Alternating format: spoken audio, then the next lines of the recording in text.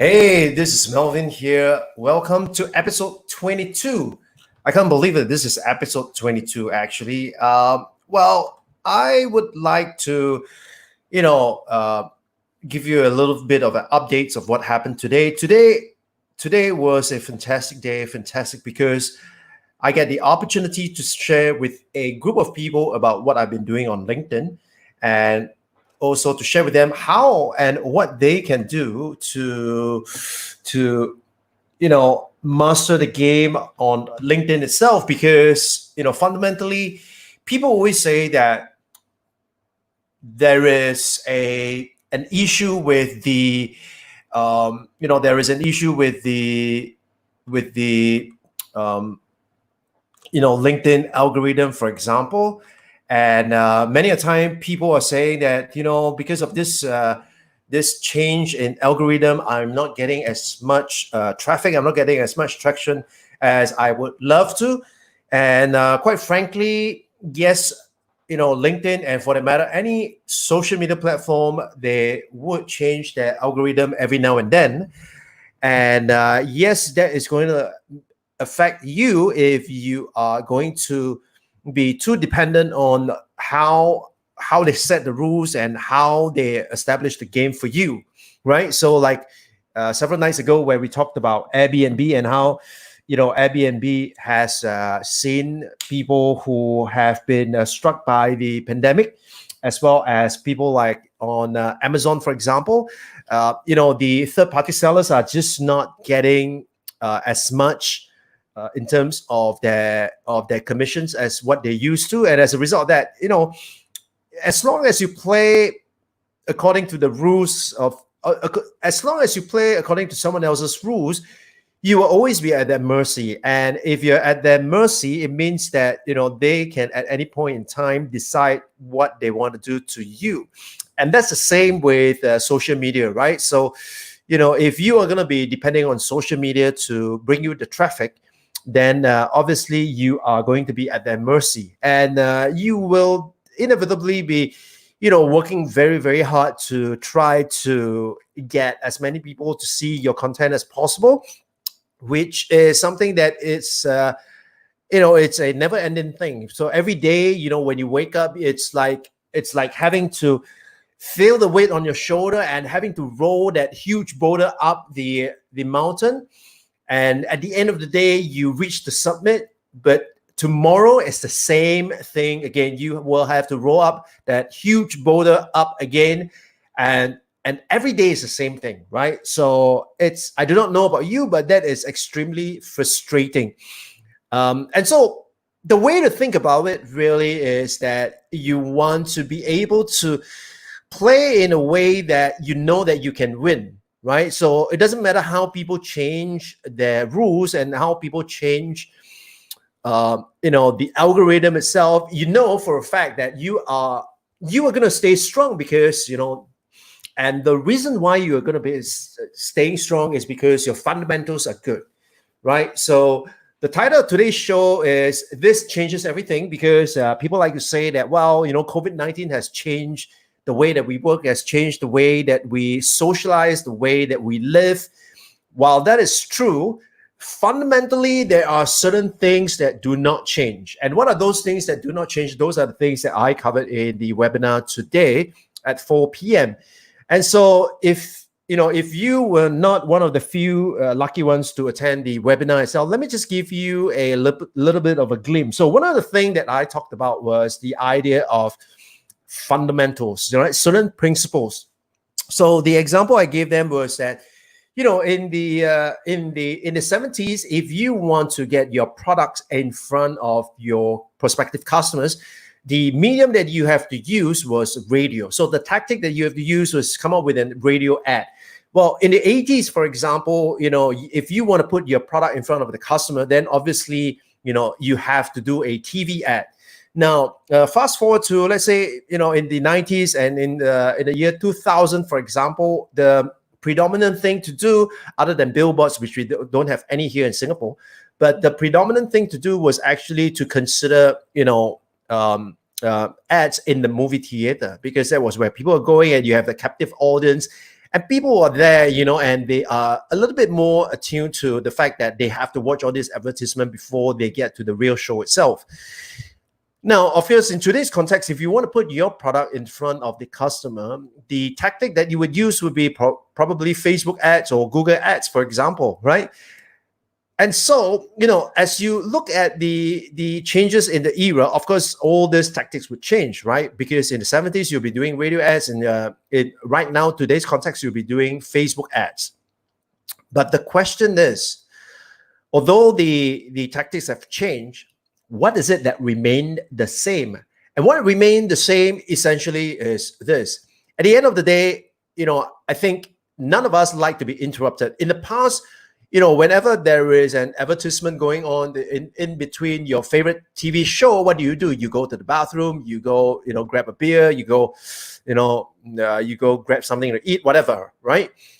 That's what you do, until and unless you are able to. So sometimes what I do is I have my mom record my favorite show because I was still at work. So when I come back and I'm able to watch it without the interruption, because whenever like a TV commercial comes out, I will just fast forward the damn thing, right? And so, I think none of us like to be interrupted. And likewise, in today's context, when you are watching a YouTube video, you know how annoying it is that before you watch the video, they show you an ad, and in between the video itself, they show you an ad, and sometimes you can skip the ad, sometimes you can't skip the ad, and that annoys the hell out of everyone. Even my kids, it's like they would wait for it and they'll say, all right, skip ad, right? And so the point is that, there's certain things that still do not change. The thing that do not change is that people do not like to be interrupted. You and I do not like to be interrupted. When you are watching your favorite show, you do not like to be interrupted. When you are doing something that you are buried, in it, you are in the flow itself, you do not want to be interrupted, right? Especially today's context where sometimes, you feel annoyed when someone calls you because why can't they send you a text instead and let you choose your timing? Because at the point in time when they call, you're probably in the middle of something, and it's probably not the best time to speak to that person. And so the thing is that, you have this huge thing about being interrupted. I don't think you like to be interrupted, neither do I. And so the thing that remained the same, whether it's in the 70s or is right now, because right now we have a choice. You have a choice because you can shut it down, you can skip ad, you can do all that things. But in the past, you can't, and you're stuck with that. And so when you're stuck with that, you just get up and do something else, right? Unless you're in the cinema where you're not gonna walk out just because of the advertisement, because you know that at any point in time the show is gonna come on. And so, in that respect itself, the thing that remains the same, although the tactics have changed, is that we hate to be interrupted. However, have you had a time whereby you see an ad and initially you can't wait to skip the ad, but later on you found that, hey, in the ad itself, there is something that speaks to me, right? There's something that speaks to me. And as a result of that, you start paying attention to what that person has to say, right? You pay attention to what that person has to say. And so, why do you do that? You do that because there is self-interest. You are saying that, this thing kind of applies to me. I want to know what this guy has to say about this. I'm just going to let the ad run a little bit more. And sometimes it's worth your time. Most time it is not. And so what does this tell us? This tells us something very, very fundamental and very, very crucial, that at the end of the day, the tactics would change, and COVID-19 or COVID-20 or whatever the case may be is going to come. The rules might change, but the fundamentals remain the same. So the same fundamental here is that people do not like to be interrupted. People do not like to be pitched. People do not like to be sold, right? And people definitely do not like it when, especially on LinkedIn, the first instance where you accept the connection request, the first thing that they do is they send you a pitch message. They pitch you and they try to sell you something. Initially I was a bit annoyed by that kind of behavior. And then I had someone who says that, well, hey, Melvin, you do not have to be such a jerk. You should always hear people out and all that stuff. And I'm like, yeah, maybe they are right. Maybe I should hear them out. I shouldn't be doing that to them. But over time, I realized one thing. By paying attention to all these people who are trying to pitch me, and I would say 99 out of 100 times, right? 99.999 out of 100 times, we don't end up working together. And so if I just count the amount of time that I spend dealing with these people, just being nice, dealing with these people, the amount of time that I spent, I could have efficiently allocated those time, resources, and energy into communicating with someone who is more deserving of it, right? Because this person who pitched me, the very first instance when I accept her connection request, I'm sure she does the same to every single guy, or gal, right? Whatever. And so, does she really have your interest at heart? I barely even know you and you want to jump in bed with me. You know what I'm saying? So the thing is that it doesn't really make sense. And just because, I do not want to be seen as a jerk, I ended up wasting a ton of time on these people who, I end up not working with them and they're not providing any value whatsoever. And so, in today's webinar itself, what I share with the participants with this, I asked them, how many of you here are using LinkedIn to get a job? That means you are an employee, you need a job, and you want to use LinkedIn for that. And how many of you are here because you are a freelancer, you are a coach, and you want to use LinkedIn to get projects, right? So whether are you self-employed, are you looking for employment? And the far majority of them are there looking for employment. And so here's the thing I told them. I say, look, what do we do in the past when we want a job? You would send your resume to every conceivable company, and all right, let's be honest here, right? You would tweak your cover letter and you will probably tweak your experiences as well, just so to fit, right? Just so to fit the company that you are applying to. Now, God forbid, some of you would just send the same damn thing to every single company, right? I don't know. I don't know what's the strategy like, but my strategy is as follows. Every time I apply to a company, I do a fair bit of research on them, and then I try to tailor the cover letter as well as the experiences. I try to do in such a way that it fits the company that I'm applying for. So that's rule number one. Rule number two is that I would speak to someone and ask them, I would like to get a job in that particular organization. Do you know anyone? Can you refer me? Right? Do you know anyone? And at that point in time, being an undergraduate, what I do is I just go to my professors and I just knock on their door and say, hey, I need a job, and it will be in your favor to be able to get me a job, right? At least I could say that, yeah, you taught me well. I'm so good and I'm able to get a job. Jokes aside. No, I went up to them and I said, can you give me a referral? Is there someone that you can put it in good word for me? And then I send in my cover letter, I send in my resume, right? That's the thing that you would do. So what would you do right now? Whether you're a fresh graduate or you are someone mid-career looking for a job, what would you do right now? Would you still send a resume? Or would you be a little bit more one-up and go on LinkedIn and try and connect with people, and the first instant that someone connects with you, you ask them for a job?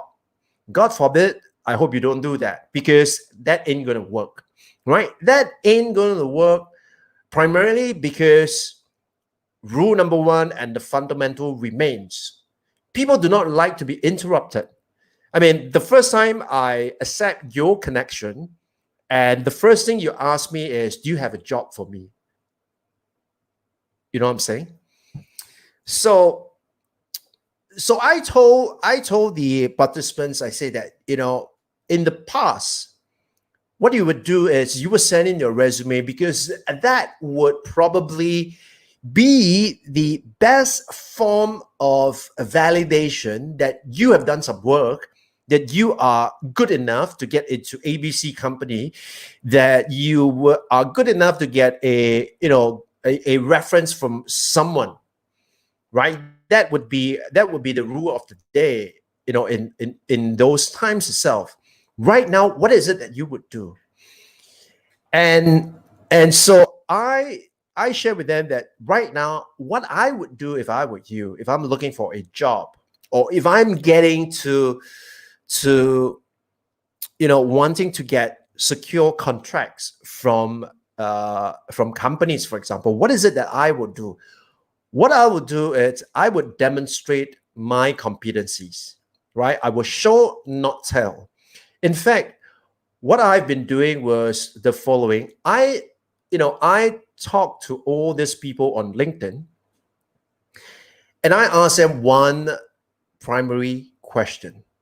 That primary question is, what's your biggest struggle right now in business? Right? What's your biggest struggle right now in business? Of course, some of them would tell you to F off, right? Some would not reply at all. Some would give you a reply in a very sarcastic way, which I got a few, and that's fine, right? And some would just give you very superficial answer. But the very few who bother to sit down and pen down what they felt was their greatest challenge, those are the ones that you want to pay attention to. And so what I did was, once I understood what their frustration was, the next thing what I need to do is I need to validate, are there a great number of people like them that face that problem? I mean, if it's just one guy, I would probably try to have a one-on-one with him and just call it a day. But if I look up that problem and I see that there is a huge number of people with that same problem itself, then there is a possibility for me to consider creating a product to sell to these people. And that's exactly what I did, right? I created an online course confidence checklist. I created a program on creating profitable online courses, and a few more.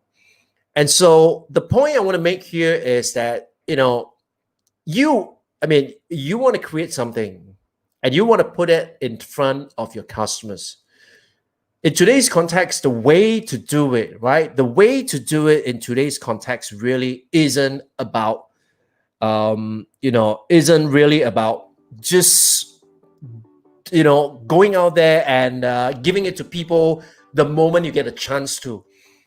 But the way to do it really is to do it the other way around. That means to really, ask them, what is your struggle?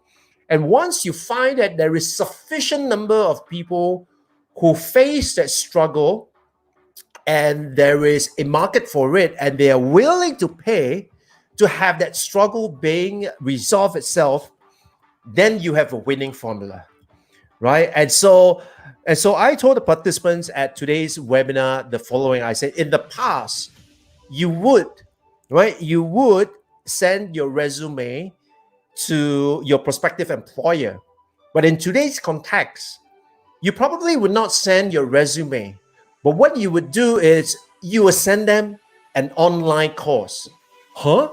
Right? And these people were like, what on earth are you talking about? Now, hear me out, right? Imagine if you are talking to your prospective employer and you say that, well, look, I know that you are facing this problem because, in our conversation, I know that you're facing this problem. I happen to have the expertise in this area. Okay, and this are my proposal to you about what you can do. Now, I would tell you that 9 out of 10 times when I go in and pitch for a project, if I take the approach of, hey, let's look at, what we've done and this is what we can do for you, 9 out of 10 times, I do not get the project. But the time that I go into that meeting and I present it very different from everybody else, the way I do it is I go in there, I educate the prospect. I tell them what is it that they must do. Because A, I know that if they're not going to hire me, they're probably not going to take me seriously in terms of what I've shared with them anyways. And B, even if they took me seriously and they decide not to hire me, I am doubtful that they will be able to execute what I shared with them because, they wouldn't have thought through their entire systems and the process itself. And thirdly, I know that I will be standing out amongst all the people who have presented to them, right? And fourthly, the fact that I am here and I'm able to teach you something that you have never heard before or a perspective that you have never, seen before.